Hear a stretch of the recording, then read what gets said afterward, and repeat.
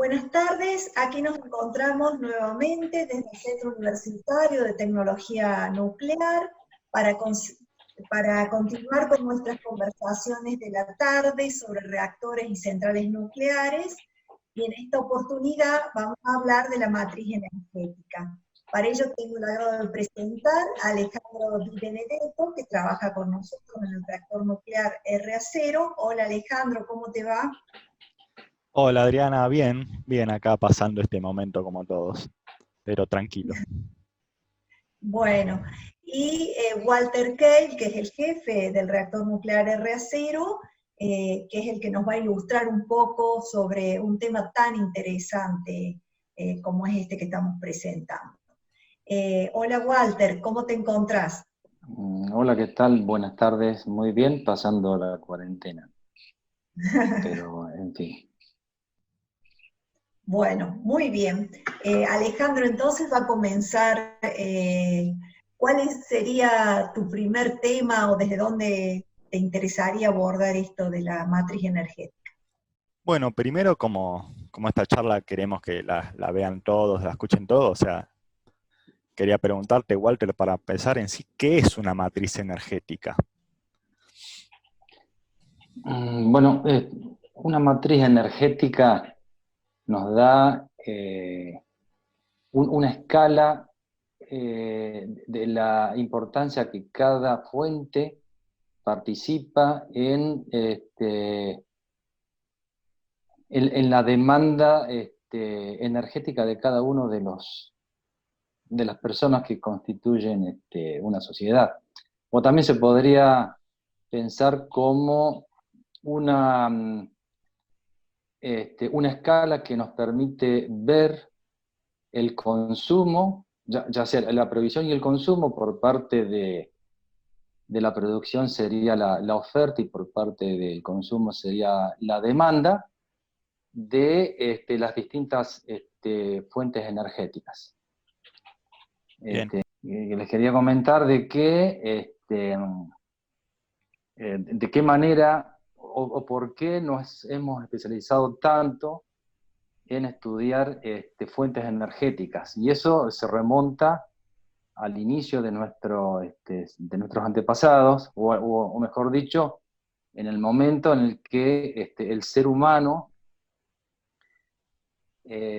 comienza o se da cuenta de que a partir de la energía puede obtener recursos y luego más recursos y así sucesivamente hasta llegar a un momento en el que comienza a haber excedentes, y esos excedentes generalmente se materializaron en el área de los alimentos, y esto lo que proyectó o lo que produjo fue un aumento de la población, y de esa manera, en una forma realimentada, se produjo, ¿no es cierto?, un aumento exponencial de la cantidad de habitantes en el mundo.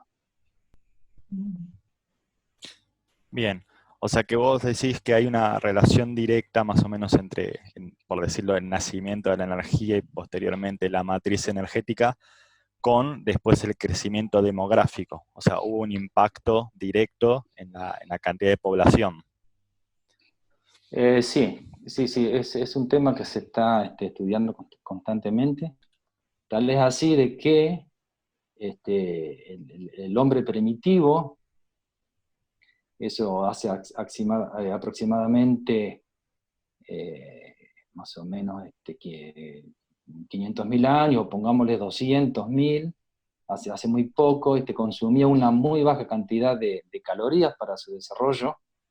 Entonces, por ejemplo, en una escala que tengo acá, que después la pueden ver proyectada, dice que un hombre primitivo consumía un valor muy pequeño, y es aproximadamente, medido en kilocalorías, alrededor de 5 kilocalorías para mantenerse por día. Es decir, 5 kilocalorías per cápita y por día. Y así comenzó a aumentar, por ejemplo, el agricultor primitivo, aumentó este consumo y está más o menos en el orden de 20 kilocalorías diarias de consumo. El hombre industrial ya aumentó en un valor de casi 10 y está cerca de los 100 o 75, 100 kilocalorías de consumo por día y por persona, y el hombre tecnológico, que es el hombre actual, está en el orden de los 200 kilocalorías por día y por persona. Y todo eso, como decís vos, solo en el rango de 100.000 años. O sea, solo en el Claro, último pero tiempo. el gran aumento se produjo aproximadamente en, a ver, acá tengo la escala, 50.000 años más o menos, desde prácticamente cero, que es 5, hasta el valor actual, que son 250. También, o sea, se puede medir en watts, y el hombre actual en promedio, en el mundo, el hombre tecnológico consume 12.000 vatios por día en promedio, ¿no? Bien. Cuando vos hablas de lo que consume, ¿estás hablando solamente de alimentos o también del consumo de cualquier recurso? No, este dato surge de el dato de la energía primaria total mundial dividido por la cantidad de habitantes. Bien, ¿y a qué te referís con eso, con energía primaria o matriz primaria mundial? La matriz primaria mundial, o la matriz primaria en general, de una región, país o del mundo, se refiere a la cantidad en valor energético que tiene un producto para producir una energía que le sea útil al ser humano. Lógicamente clasificado, ¿no es cierto?, de acuerdo a la aplicación, que en general, después lo vamos a ver más adelante, se divide en 3 grandes regiones espacios de consumo, que son el industrial, el residencial o comercial, y el de transportes. El índice de desarrollo humano tiene una correlación con el consumo energético, y básicamente el índice de desarrollo humano tiene que ver con la calidad de vida que tienen las personas. Y desde que existe la energía, ¿no es cierto?, el índice de desarrollo humano se relaciona casi en forma lineal. Okay. Bueno, y esto, ¿no es cierto?, deriva de que si queremos más confort y si queremos seguir viviendo en estas condiciones, o que en las condiciones en que vive, ¿no es cierto?, una persona de un país desarrollado, pueda ser extendible o extendida a la totalidad de las personas que viven en el mundo, el consumo energético va a seguir aumentando. O sea, por lo que entiendo que me decís es, si todos los países quisieran desarrollarse, no sé, al nivel de los de mayor índice, empieza a jugar un tema de sustentabilidad. Sí, de acuerdo a la matriz de consumo o de producción de energía que tenemos en la actualidad, va a haber un problema de sustentabilidad. Bien, Ahora, o sea que... pero hay buenas noticias, o pueden llegar a haber buenas noticias con respecto a esto, porque se puede modificar la matriz energética y se pueden modificar otras cuestiones que las vamos a ver un poquito más adelante. Bien, bueno, ya que me introducís a los cambios de la matriz energética, bueno, como venimos del área de reactores nucleares, te quería preguntar qué lugar ocupa, o sea, la nucleoelectricidad o la industria nuclear en sí en esta matriz, y también cómo es su impacto en esto de la sustentabilidad. Bueno, la energía nuclear es un tanto más moderna, comienza en forma masiva a partir de la década del 70 en gran parte del mundo. Pero, bueno, en general la sociedad tiene una inercia con respecto al consumo, y al consumo energético, y esta inercia hace de que la infraestructura existente sea muy difícil de cambiarla, ¿no es cierto?, en poco tiempo, porque está pensada para otro tipo de energía. La energía útil es aquella que, por ejemplo, se obtiene en el eje de un motor. Esa sería la energía útil. Y la energía primaria serían las calorías que tiene, por ejemplo, para mover un motor a combustión, el petróleo que se extrae en boca de pozo. Bien. Entonces, la energía que tiene el petróleo en boca de pozo, después de haber pasado a través de centros de transformación, que serían vectores intermedios, qué sé yo, o sea, almacenaje, transporte, hay una pérdida ahí. Después hay, por ejemplo, bueno, están las destilerías, centros de transformación, transporte, por ejemplo, o centrales térmicas, ¿no es cierto?, de petróleo, pueden ser.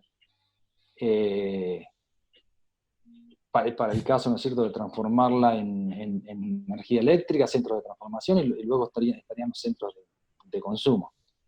Entonces, utilizando, ¿no es cierto?, este ejemplo de la energía útil que hace uso la industria o el hombre, tendríamos que desarrollar un sistema para medir, ¿no es cierto?, los distintos rendimientos o eficiencia, ¿no es cierto?, que tiene que cada uno de estos procesos, el proceso de transporte, de transformación, destilerías, producción de energía a partir del petróleo, centros de transformación, distribución, y el consumo o la eficiencia del motor para obtener, en definitiva, un valor de energía útil en el eje. Bien, o sea, entiendo, sería como no mirar solo la eficiencia, por decirlo, de máquina por máquina o proceso por proceso, sino desde el origen hasta el Sí, destino.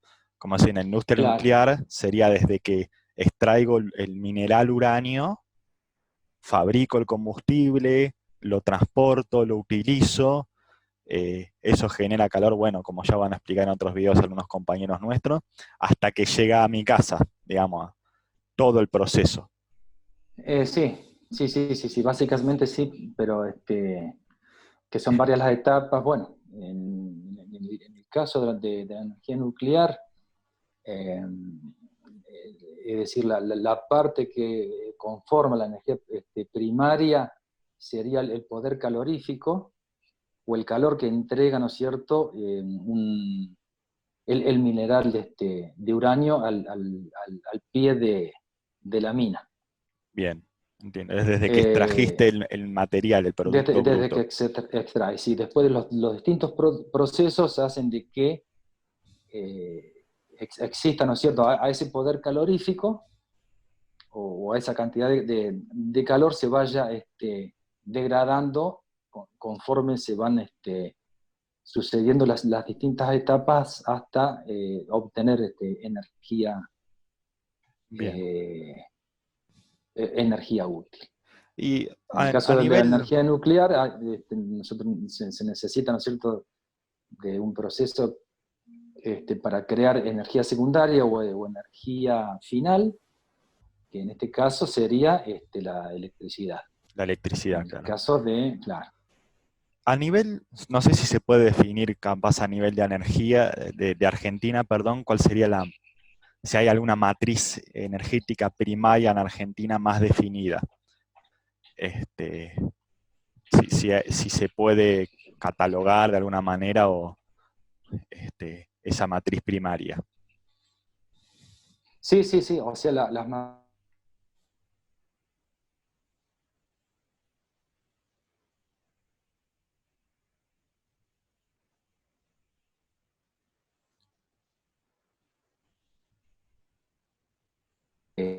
para definir política o estrategia de desarrollo, y también política, ¿no es cierto?, de expansión de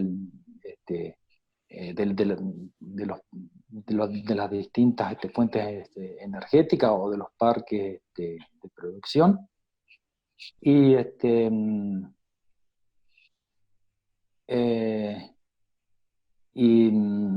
bueno, y bueno, y están muy, muy, muy bien definidas, es decir, hablando por ejemplo, de la matriz energética argentina. Esperen un segundo que acá tengo un gráfico para poder ser un poco más explícito.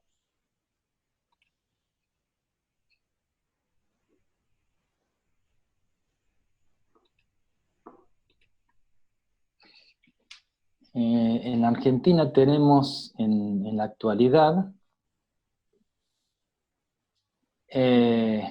un consumo energético final, es decir, la matriz energética secundaria o final de consumo siempre se divide entre un sector industrial, otro sector que es el transporte y otro que es residencial y comercial y agricultura. Pero más o menos estos tres, y hay un sector que es de uso no energético, como por ejemplo uso de productos energéticos, no para crear energía, sino para crear, por ejemplo, pavimento de origen con origen en el asfalto, o crear o producir distintos productos como es para fertilizar el suelo en agricultura, que provienen del gas. A ese tipo, ¿no es cierto?, de sectores se les llaman sectores no energéticos, Okay. o uso no energético de los productos. Bueno, en general, en el mundo y en la Argentina también se mantiene estos porcentajes. Un tercio prácticamente lo consume la industria, otro tercio el transporte, y otro tercio lo consumen las residencias y los comercios, y algo de la agricultura. Bien. Y quería también decir aquí que para el caso del... Bueno, en la industria están repartidas los consumos por todo el tipo de industria que conocemos, pero en el transporte quien se lleva la mayor tajada son la circulación por rutas y ciudades, ¿no es cierto? En cambio, la navegación doméstica y los vuelos domésticos y el ferrocarril participan con un porcentaje muy bajo. Bien. ¿Y cómo se abastece la industria, el transporte? Esa era la pregunta que te iba a hacer. Las residencias, claro, se abastecen con más o menos un 25% de productos fósiles o derivados del petróleo, el carbón prácticamente inexistente en la Argentina. Gas natural también es un porcentaje bastante elevado, alrededor del 20-25%. Algo en biocombustible, muy poco, no llega al 10%. Bueno, el tema de los biocombustibles y bioenergías también tienen en cuenta todo lo que se usa para producir calor a través de la quema, ¿no es cierto?, de productos vegetales. Y la electricidad forma parte más o menos, o tiene una participación del 11%. A ver si no tengo mal estos valores aquí, si no tendríamos que... Bueno, si no, cortamos acá, porque quiero ver estos valores, porque no me están coincidiendo. Bueno, míralos que igual lo editamos. Porque después te iba a preguntar que ahora después lo editan, no te preocupes. ¿La hidráulica está ahí, Walter? ¿La tenés? No, sí. Lo que quería hacer referencia, ¿no es cierto?, de que la hidráulica no es una fuente final de consumo energético, sino que es decir, la fuente final o secundaria de energía lo constituye, para el caso de la hidráulica, o está computado en la electricidad. Espera un segundito, que quiero buscar los últimos datos que tengo. Y antes, después de avanzar en esto, quisiera hacer una comparación a nivel mundial de las matrices energéticas primarias, secundarias o finales, y de energía útil. Y Bueno. la matriz energética eléctrica constituye, ¿no es cierto?, una matriz separada de estas tres. Y esto es así porque la matriz de energía eléctrica está constituida por un cúmulo, ¿no es cierto?, o por una integración de energías primarias. Pero esperame un cachito que voy a consultar ahora los últimos datos que tendría que abrir. Tengo que abrir un archivo. Un segundito.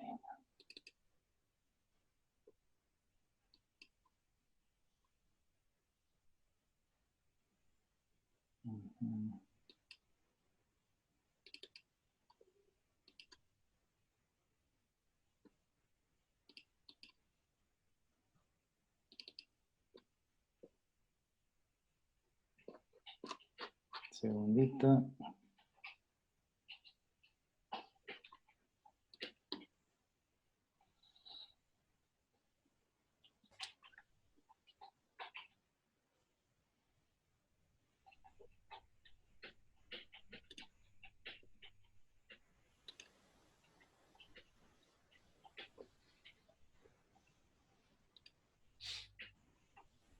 Bueno, no sé si terminamos con esto o primero podría ser No estamos grabando, ¿no es cierto, ¿no? Sí, está grabando, pero después lo editan, no te preocupes. Bueno, no importa. Bueno, continuamos. Si querés hacerme una pregunta con respecto a lo último que te comenté, que es sobre cómo están constituidas las matrices primarias, secundarias y de energía y de energía útil. Bien. Bueno, Walter, continuando con lo que hablábamos recién, al menos primero en Argentina y después en el mundo, cómo está constituido un poco esas fuentes primarias de energía, también más que nada en el campo eléctrico. Hace un ratito mencionaste que el petróleo y el gas ocupan bastante a nivel Argentina, o sea, el combustible fósil. Y bueno, te quería preguntar, ¿cuánto influye la nuclear en Argentina y también en el mundo? Y en el mundo también, ¿cuál es la fuente más usada? Bueno, entonces comenzamos a nivel mundial, y acá tengo un gráfico que está bastante actualizado. En realidad, a nivel mundial, y la Argentina no escapa, ¿no es cierto?, a esa tendencia, la mayor fuente energética utilizada proviene de los combustibles fósiles. Tal es así que es más de la mitad, incluso casi llegando al 80%. Pero el carbón a nivel mundial representa cerca del 30%. El petróleo, casi otro 30%, o un 30%. El gas natural también, un 28-30%. Y el resto, que sería casi un 10%, está constituido por energía nuclear, energía hidroeléctrica y energía solar y biocombustibles. pero de este último 10%, o un poquito más, quien se lleva la mayor parte es la energía nuclear. Es decir, que a nivel mundial la energía nuclear está por encima de la energía hidroeléctrica.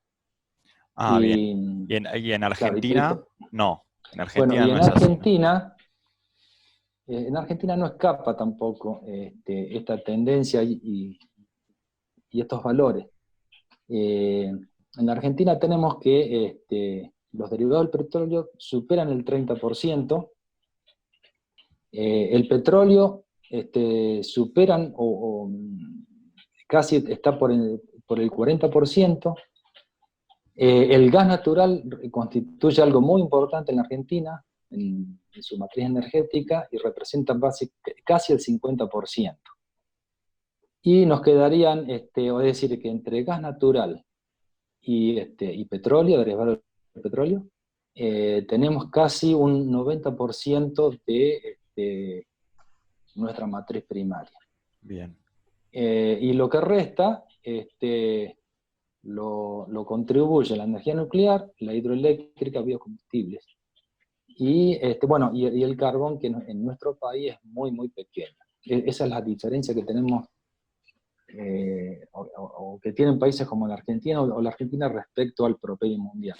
O sea, seguimos con mucho fósil, pero Sí, sí, en, sí. en vez de Sí, sí, el carbón tema de los se usa gas. del tema de los combustibles fósiles es un problema, y por eso han surgido todas estas corrientes, el Acuerdo de París, los objetivos, ¿no es cierto?, de 17 objetivos del desarrollo sustentable, porque hay una gran preocupación a nivel mundial por el uso de los combustibles fósiles y el daño que le están haciendo al planeta Tierra. Básicamente, el daño principal proviene del hecho de las emisiones de gases de efecto invernadero, y como es lógico, el mayor aporte lo hacen el dióxido de carbono, y el dióxido de carbono proviene, ¿no es cierto?, de los productos fósiles. De manera tal de que existe una preocupación a nivel mundial respecto a las emisiones y al aumento de las concentraciones del dióxido de carbono en la atmósfera. Y bueno, se está trabajando a partir del Acuerdo de París a través de distintos programas en el que se subsidian otro tipo de energías o se penalizan el uso de energías de uso fósil, para que la matriz energética se modifique o migre desde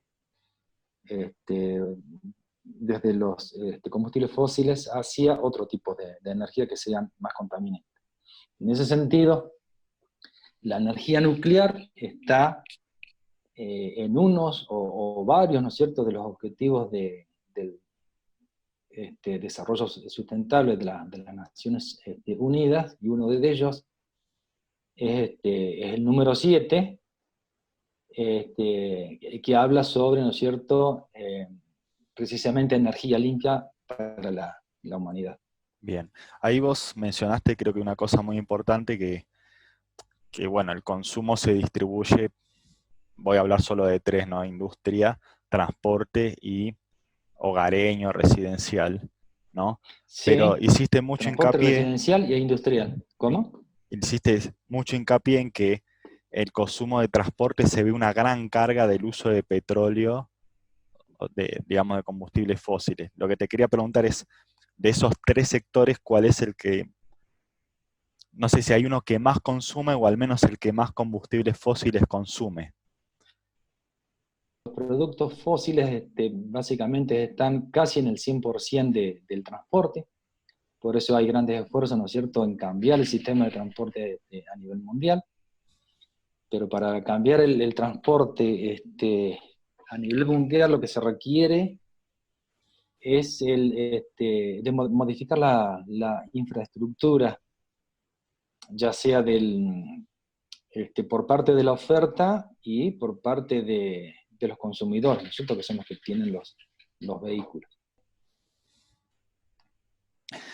Y a nivel, ¿hay algún plan o se está pensando en algún plan a nivel de, al menos en generación eléctrica, en la producción eléctrica, de hacer un cambio en la matriz o modificaciones? ¿O eso todavía en Argentina está paralizado? En la Argentina, al igual que en una gran cantidad de países, lo que está haciendo es, o adopta estrategias para tener, ¿no es cierto?, una matriz energética lo más diversificada que se pueda. Esto es así porque por los vaivenes económicos que existen generalmente con el paso del tiempo, si el país o la región se independiza, ¿no es cierto?, de una fuente energética exclusiva. Por ejemplo, ¿no es cierto?, en el caso de la producción de electricidad, un componente muy importante, en el caso de Argentina, es el gas, es decir, la producción de energía eléctrica, en más de un 50% lo provee, o se produce a través del gas, ¿no es cierto? Y un porcentaje también importante está constituido por fuentes hidráulicas, y uno menor por derivados del petróleo, y hay un componente importante en la Argentina que es el de la energía nuclear. La Argentina, en el caso de la energía nuclear, siempre tuvo, es decir, siempre hablando desde el momento en el que se comenzó a masificar el uso de la energía nuclear para la producción de electricidad, es decir, siempre se mantuvo con una postura de mantener su participación energética dentro de la matriz energética. Pero yo creo que en la Argentina el aumento del aporte energético a través de la energía nuclear debería hacerse estratégicamente, creo yo, no comprando centrales llave en mano, sino que se lo debería hacer a través de la producción o el desarrollo de centrales desarrolladas y construidas en el país. Que bueno, como sabes vos, la mayoría de las plantas nucleares son muy grandes, entre comillas, o grandes.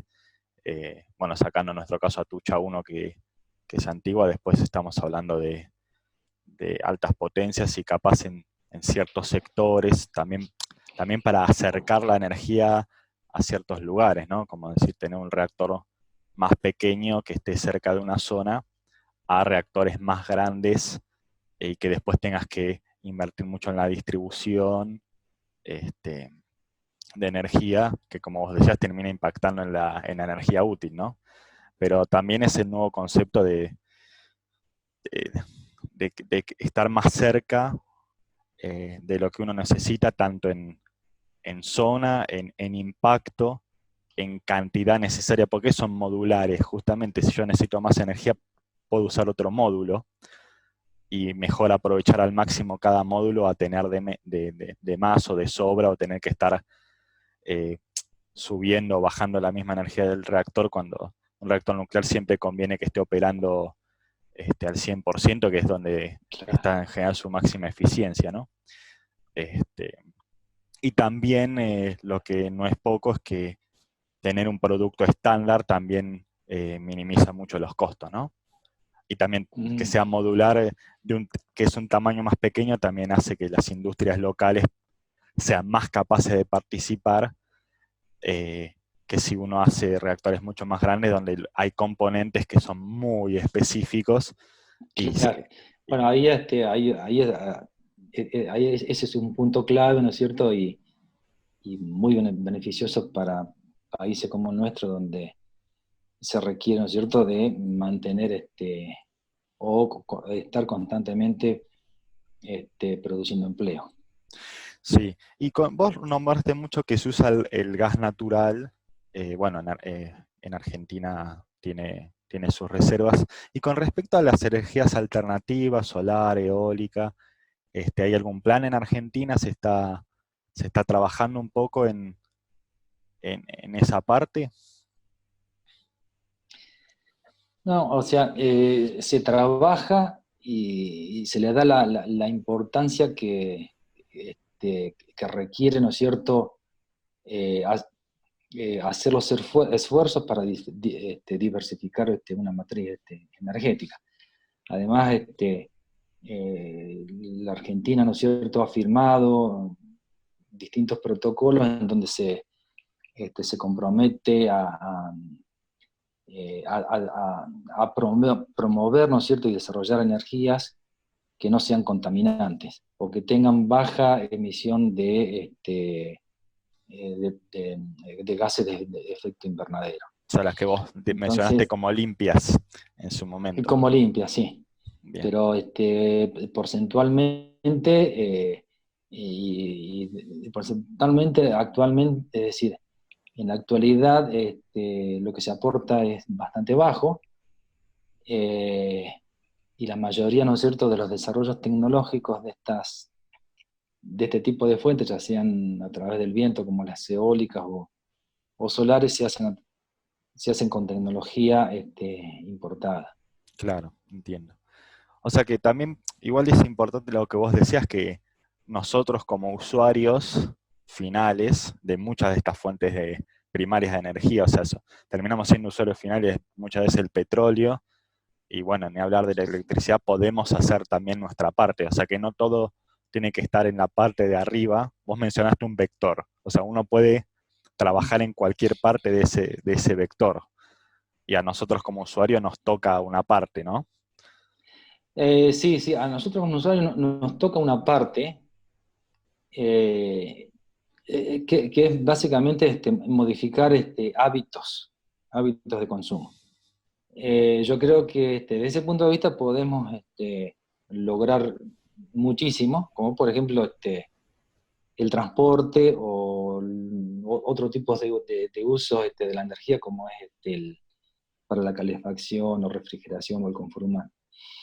Pero también hay que tener en cuenta de que en el mundo y en el país, o en las distintas regiones, hay gente que no tiene acceso a los índices de desarrollo humano que tenemos nosotros, o si nosotros nos comparamos con personas que están en países más desarrollados. Eh, Acá lo que se trata a nivel mundial, por un lado, y para no comprometer al planeta Tierra, este, es decir, hacer o generar fuentes energéticas que no contaminen el medio ambiente, por un lado, pero por otro lado, y que está en uno de los objetivos, ¿no es cierto?, de las Naciones Unidas del Desarrollo Sostenible, es de lograr de que una mayor cantidad, o tendiendo a la totalidad de los habitantes del planeta, tenga las mismas índices de desarrollo humano. Claro, o sea que se apunta a dos ejes, o sea, no solo la sustentabilidad, sino a la integración de las personas. Claro, a la equidad. Entonces, desde el punto de vista de la producción, es decir, la demanda, ¿no es cierto?, de energía va a seguir aumentando de manera exponencial, como lo viene haciendo actualmente, y aún, aunque la población, ¿no es cierto?, del planeta se mantenga estable y no aumente, pero sí una gran cantidad de gente va incorporando hábitos o se va incorporando a actividades que requieran un consumo energético mayor al que habitualmente o históricamente lo hicieron,